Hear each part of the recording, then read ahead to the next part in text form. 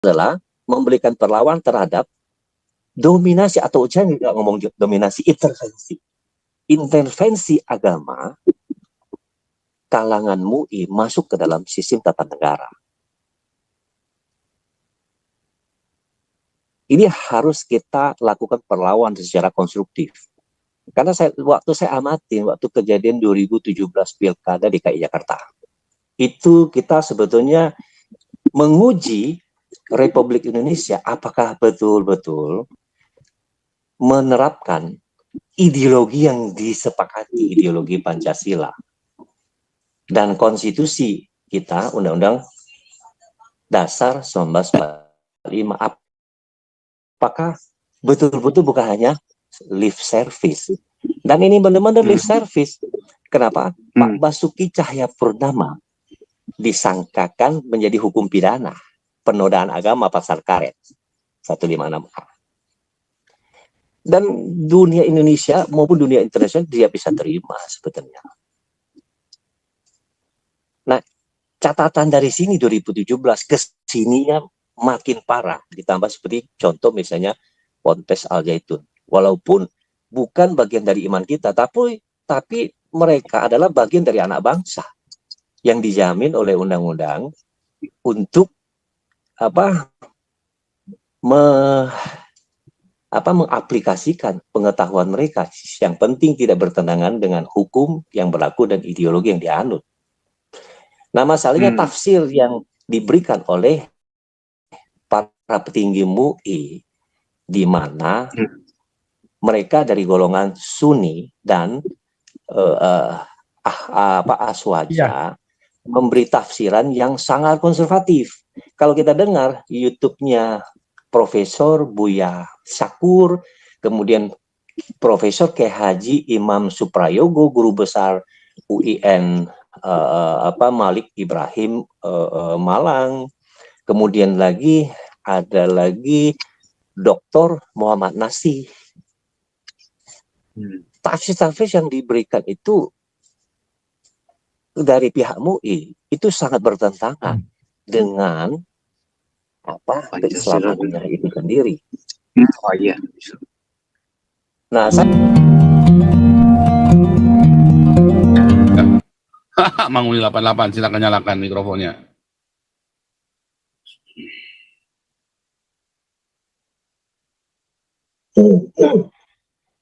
Halo. Shalom. Ya, selamat malam Pak Paul. Ya. Selamat malam juga semua teman-teman. Oh iya Pak, dari tahun ke tahun Pak ya, gereja selalu mendapatkan perlakuan yang sangat tidak sesuai dengan ideologi yang dianut oleh negara ini. Dan kita sendiri di seluruh Indonesia itu nampaknya diam, 1000 bahasa. Mau PGI maupun organisasi-organisasi yang terkait dengan gereja semua tiarap ya Pak ya. Perlawanan yang bisa kita lakukan yang sampai saat ini saya lihat tuh baru Pak Paul ini.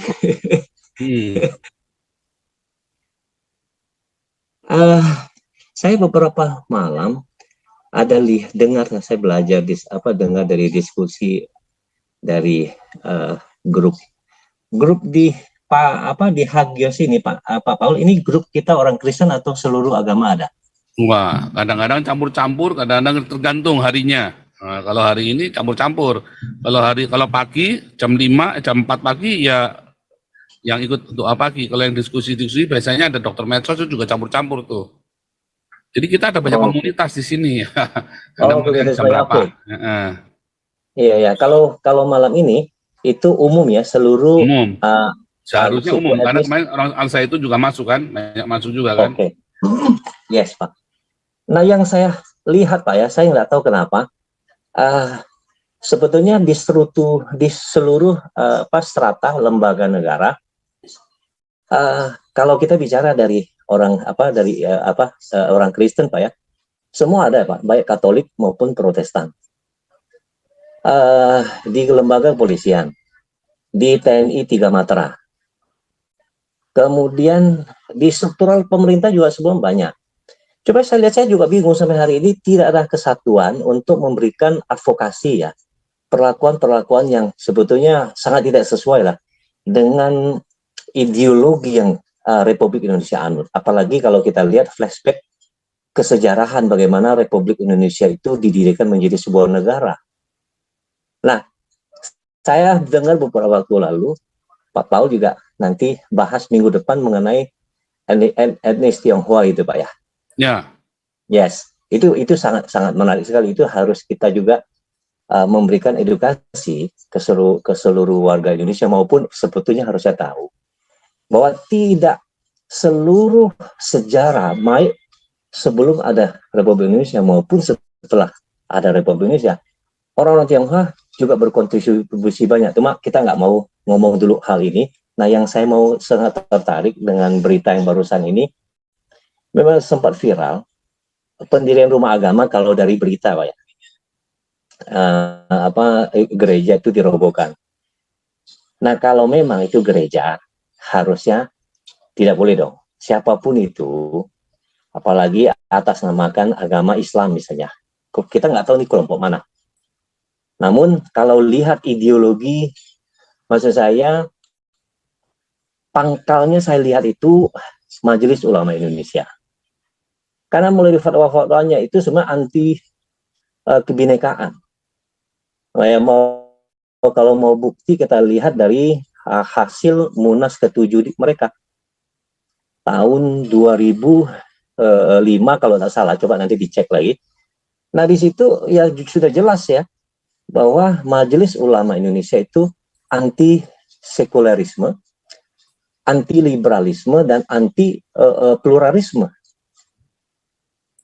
Kalau kita melihat fatwa itu, kembalikan lagi dengan ideologi negara, yaitu Pancasila, itu sangat bertentangan. Sangat bertentangan. Nah, celakanya, negara sangat dekat dengan MUI. Boleh dibilang, hampir di setiap keputusan negara, menyangkut banyak hal sosial kehidupan di Republik Indonesia, MUI itu terlibat. Ini masalah sangat serius ya, kalau kita lihat kembali ke tata negara. Nah, apakah dari sini kita harus melakukan class action, saya kira. Cuman motor penggeraknya nanti harus dicari, advokasi yang segala macam. Dari seluruh Indonesia, di 34 provinsi saat ini kan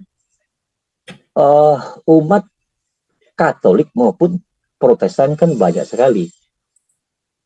Nah, apakah bisa nanti dari teman-teman, saya lihat juga ada Galarua, Pak ya. Kita hubungin teman-teman kita. Ayo kita lakukan advokasi ini. 2023 udah mau berakhir. 2024 pergantian rezim barangkali ya. Kita nggak tahu apakah nanti dari PDIP, kandidat PDIP yang terjadi, apa dari Gerindra, atau koalisi yang lain yang mengusung Presiden X misalnya. Kita belum tahu. Namun saya kira 2023 itu tonggak. Harus kita lakukan advokasi. Nggak bisa lagi dibiarkan seperti ini. Apapun itu, karena MUI itu adalah ormas, bukan bagian dari lembaga negara. Namun sangat jelas kalau dalam kasus Al Zaitun ini yang beberapa waktu ini kan sangat heboh. Saya pikir sudah dibahas secara luas ya. Namun penyelesaian ini masih belum jelas.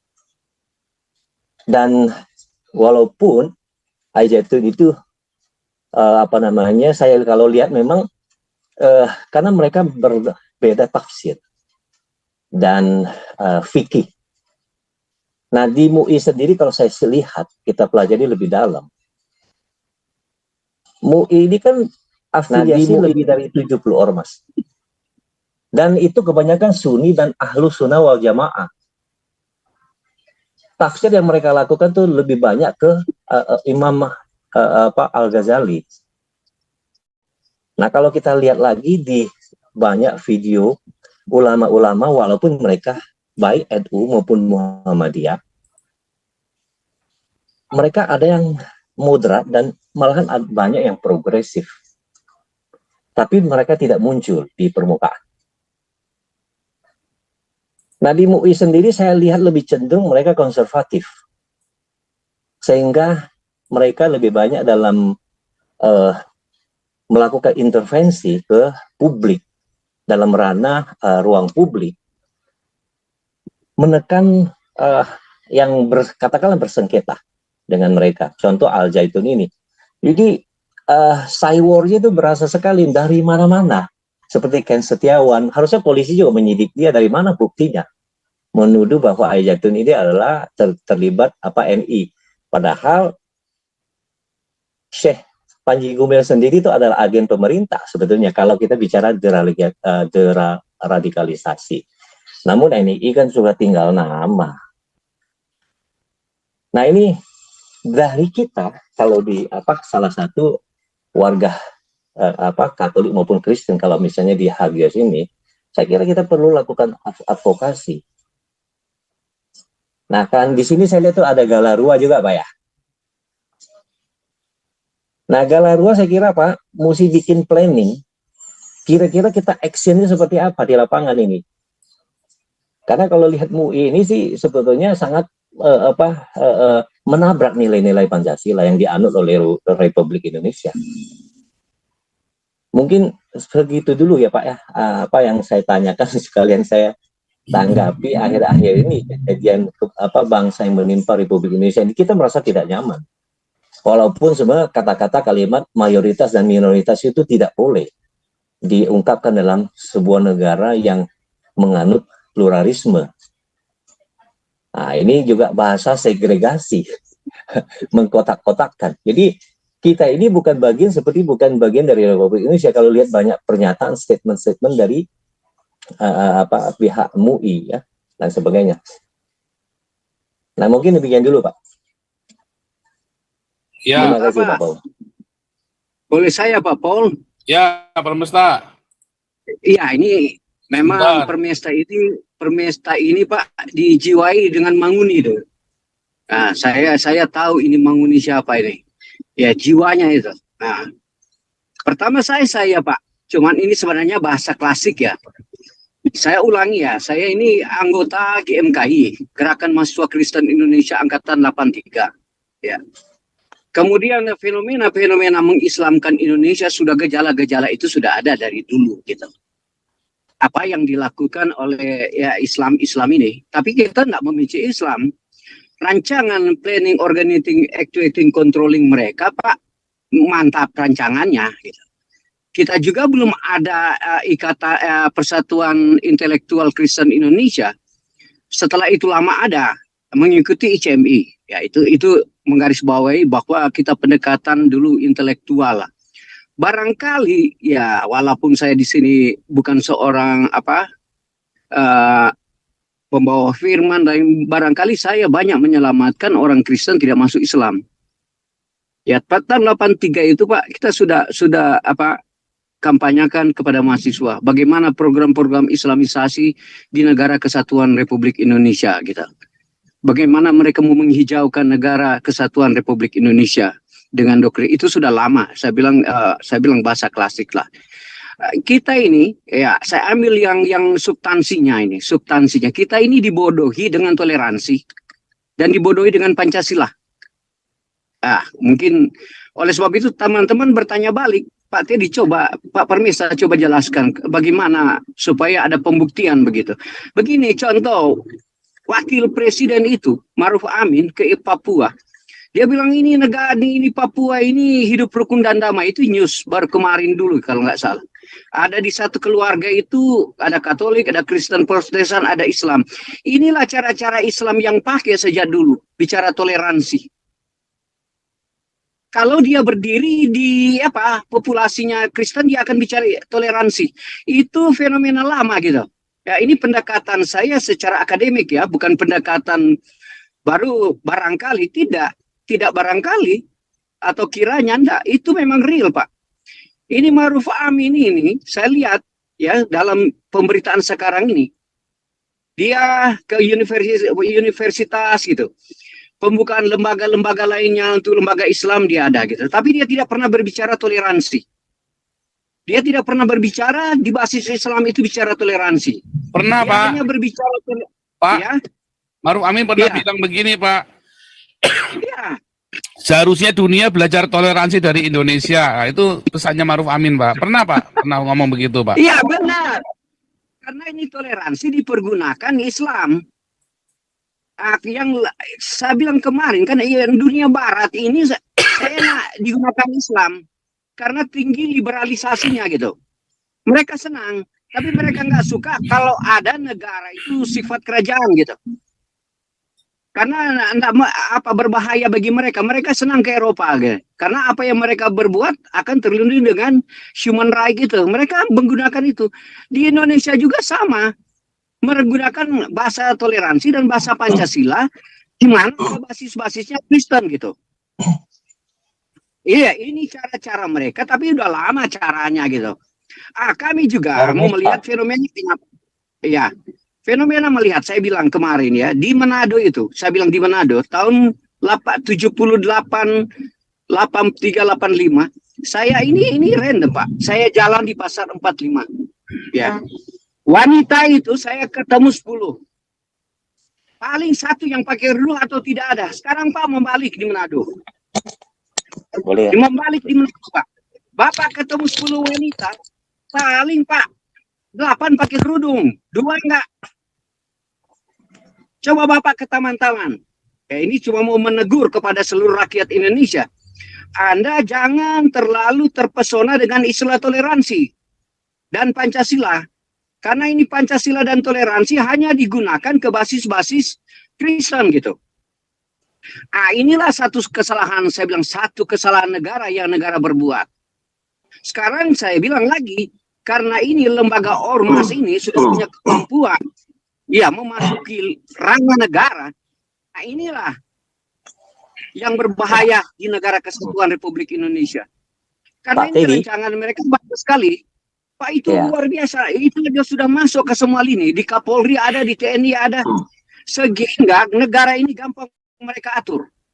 Permesta. Ini yang terjadi. Ya, ini Permesta. yang kita harus bahas seperti ini.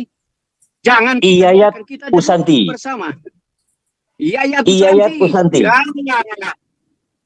Iyayat Usanti. Pak Paul. Ya, Pak Paul sebagai host, ya barusan saya teriak 3 kali Iyayat Usanti. Ya. Teman-teman di Hagios ini ada pernah pelajari tentang sejarah Permesta nggak?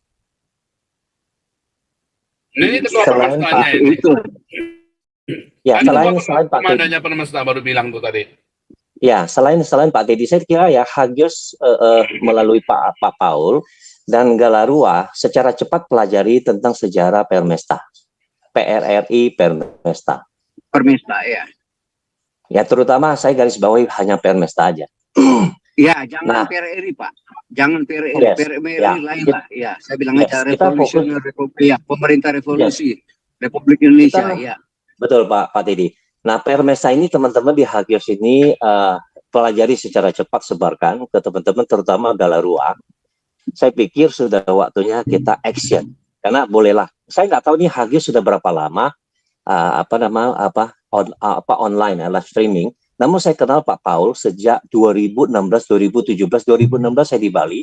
Saya banyak diskusi dengan dengan pihak Puri untuk melihat keindonesiaan dari mulai sejarah Majapahit sampai Pelahen Mataram kuno. Mataram kuno itu diwakili oleh, kita tahu mungkin kalau bagi yang belajar sejarah, Majapahit, kemudian ke peradaban berikutnya yaitu Mataram Islam.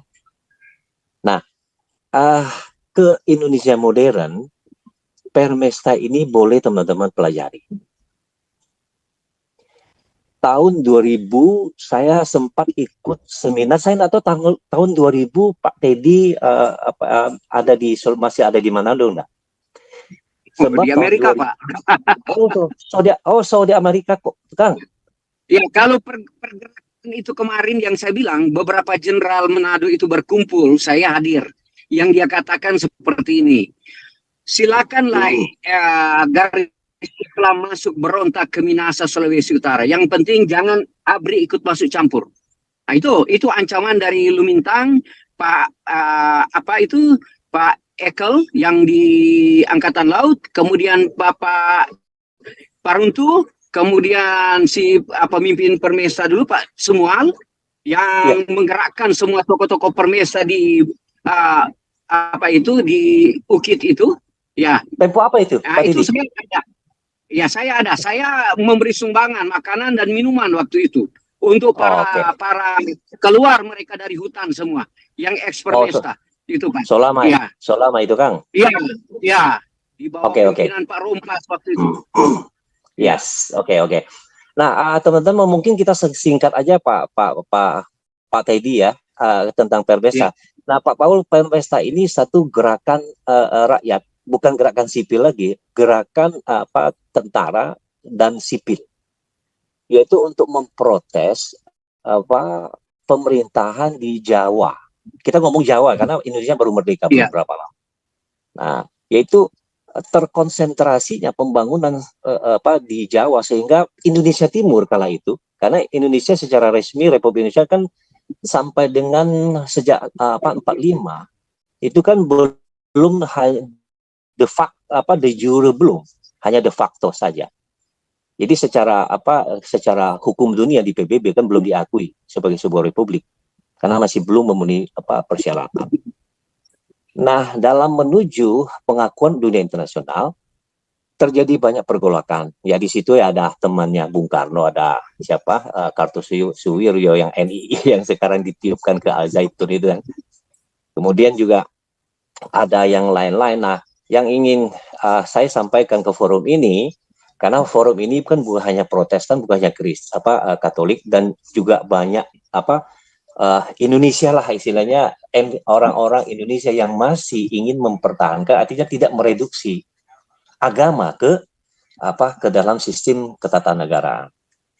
Nah, yang ingin saya sampaikan bahwa Permesta ini mengkritik pemerintahan, mengkoreksi pemerintah pusat di di bawah pemerintahan Soekarno Hatta itu banyak konsentrasi ketidakadilan, maksudnya ketidakadilan dalam pembangunan. Tapi secara legal action sudah dilakukan, disampaikan, baik tim dari sipil maupun tim dari di sipil mentok, kemudian orang-orang Manado biasanya kan dikenal dengan Manado, tapi Manado itu bangsa Minahasa, ada 9 rumpun, 2 di laut, seberang laut, ada 7 di daratan. Oke, nah kita nggak usah ngomong detail dulu. Jadi yang ingin saya sampaikan itu adalah Permesta ini mengkritik, mengkoreksi pemerintah. Waktu itu pembagian hasil, tidak ada pemerataan pendidikan lah, kesehatan, ya kan, termasuk universitas untuk mencerdaskan anak bangsa. Di situ yang dikritik. Nah, itu tidak memenuhi permintaan dari Permesta. Ya akhirnya melalui rapat yang yang konstruktif untuk mengkritik pemerintah tidak terima, tetap ngotot, ya akhirnya action lebih keras lagi. Orang Indonesia Timur waktu itu saya lupa tahun berapa, negara Indonesia Timur itu ada, masih belum terintegrasi ke Republik Indonesia, masih tawar-menawar, lobby-lobby, ayo kita istilahnya bahasa kedai kopi, yuk kita bikin satu negara yuk, ya kan, kita masih lobby-lobby.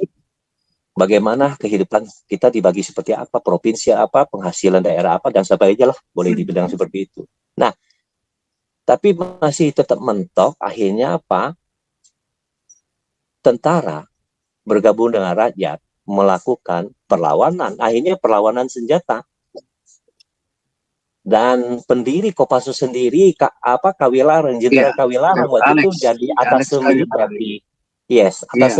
militer di Amerika, Pak Teddy.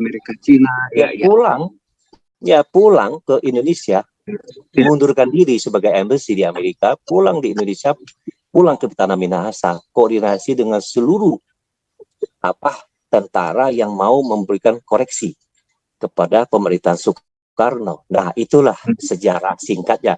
Dan itu bukan pemberontakan. Kenapa? Seminar secara akademis sudah dibuktikan di Universitas Samratulangi pada tahun 2000 yang lalu, di mana almarhum A.M. Fatwa salah satu penggagas acara. Kenapa? Pas bersamaan dengan memperingati 100 tahun Presiden PDRI ya, pemerintah Indonesia waktu itu PDRI lah pokoknya ya. Jadi presiden kedua waktu itu Bung Karno ditangkap Belanda. Safrudin Prawira Negara diangkat jadi presiden. Nah, itu harusnya tercatat dari sejarah, kan ditolak kan, karena beliau juga salah satu sosialis untuk sama dengan wakil presiden Bung Hatta. Nah, akhirnya kan beliau diangkat jadi pahlawan, diakui jadi pahlawan. Nah, disitulah bahwa Permesta itu bukan pemberontak, karena sejarah selalu ditulis oleh pemenang. Stigma negatif terhadap Permesta didengungkan dari zaman ke zaman, dari zaman Soeharto, rezim Soeharto Orde Baru dan seterusnya. Cuman ya kesininya udah makin kurang. Nah, yang dilakukan oleh Permesta itu melawan pemerintah pusat secara konstruktif, itu hari ini yang diperjuangkan menjadi realisasinya itu otonomi daerah. Itulah cikal bakalnya sebetulnya otonomi daerah. Permesta. Kalau enggak mungkin sekarang di zamannya pemerintahan Jokowi sekitar 70% APBD itu bisa dinikmati oleh provinsi. Jadi APBN dikembalikan ke APBD masing-masing provinsi sekitar 70%. Coba kita kan tidak lihat, kita tidak tahu angkanya seperti apa. Nah, di Hagios ini saya kira saat ini kita harus memberikan perlawanan. Kenapa? Kita tidak bermusuh memusuhi Islam. Namun praktik-praktik keislaman sekarang itu jauh dari nilai-nilai Pancasila yang kita anut, yang kita sepakati. Nah, ini hati-hati karena kita jangan sampai kena delik ya, bahwa kita melawan Islam, nanti kan pasti cybernya menyerang kita. Tapi yang kita catat adalah memberikan perlawanan terhadap dominasi, atau jangan nggak ngomong dominasi, intervensi agama kalangan MUI masuk ke dalam sistem tata negara. Ini harus kita lakukan perlawanan secara konstruktif. Karena waktu saya amatin, waktu kejadian 2017 Pilkada DKI Jakarta, itu kita sebetulnya menguji Republik Indonesia apakah betul-betul menerapkan ideologi yang disepakati, ideologi Pancasila. Dan konstitusi kita, Undang-Undang Dasar 1945, apakah betul-betul bukan hanya lip service. Dan ini benar-benar lip service. Kenapa? Pak Basuki Cahayapurnama disangkakan menjadi hukum pidana penodaan agama pasal karet 156A. Dan dunia Indonesia maupun dunia internasional dia bisa terima sebetulnya. Nah, catatan dari sini 2017 ke sininya makin parah, ditambah seperti contoh misalnya Ponpes Al Zaitun. Walaupun bukan bagian dari iman kita, tapi mereka adalah bagian dari anak bangsa yang dijamin oleh undang-undang untuk mengaplikasikan pengetahuan mereka yang penting tidak bertentangan dengan hukum yang berlaku dan ideologi yang dianut. Nah, masalahnya tafsir yang diberikan oleh para petinggi MUI, di mana mereka dari golongan Sunni dan Aswaja memberi tafsiran yang sangat konservatif. Kalau kita dengar YouTube-nya Profesor Buya Syakur, kemudian Profesor K. Haji Imam Suprayogo, guru besar UIN Malik Ibrahim Malang, kemudian ada lagi Dr. Muhammad Nasih. Tafsir-tafsir yang diberikan itu dari pihak MUI itu sangat bertentangan dengan keislamannya itu sendiri. Nah, saya harap sih babak kasus Al-Zaitun ini di ranah hukum Republik Indonesia, saksi-saksi dari pihak Al-Zaitun ini boleh oleh hakim itu diizinkan. untuk tafsir-tafsir yang lebih progresif, sehingga ini bisa dilihat. Sebab Islam itu nggak seperti itu yang diwacanakan oleh MUI.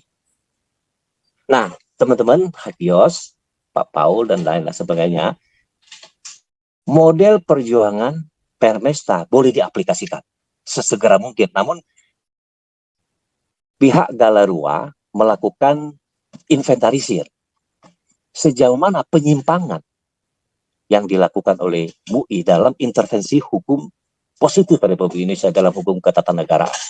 Itu cross action yang harus kita lakukan. Kalau tidak ya Indonesia kita bubar dan runyam terus, ribut terus. Tidak ya, ada Pak, kalau ketentraman. refernya Pak Manguni, refernya untuk baca buku itu baca KML Tobin. Saya ulangi, yang jadi auditornya di situ Pak Rumambi. Anda boleh buka di YouTube, boleh buka di Google, itu langsung keluar. Yang penting Pak, substansinya tujuan Permesta adalah pemerataan pembangunan, di mana ada terjadi kesenjangan, ke sosial, itu aja intinya. Mak, saya tambahkan, Manguni. Ya, kalau Manguni. sejarah, Tapi ya, saya jadi, paham dari coba saya dulu. tambahkan. Oh, Jadi, iya, boleh, Pak. Manguni. Boleh, Tapi ya, Manguni. Tapi ya, ini Pak. Kau bilang kau menang debat, lawan domba yang sesat. Kau bilang banyak yang tobat,